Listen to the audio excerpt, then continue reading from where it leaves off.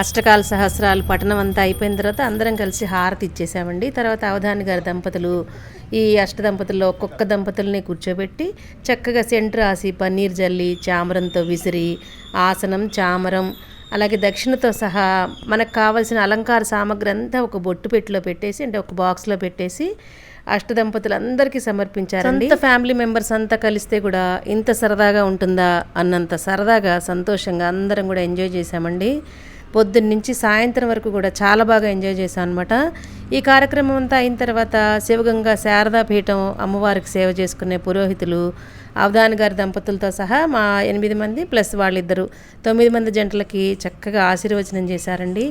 ఎన్నో జన్మల అదృష్టం ఉంటే తప్ప ఇలాంటి కార్యక్రమాల్లో పాల్గొనలేమేమో అనిపించింది అనమాట అందరికీ కూడా. ఇంకా తర్వాత షార్ట్లో ఇంకా కొంచెం విషయం ఉందండి, అది కూడా తప్పకుండా చూసేయండి. మన ఛానల్ని ఫాలో అవుతూ ఉండండి. Thank you for watching.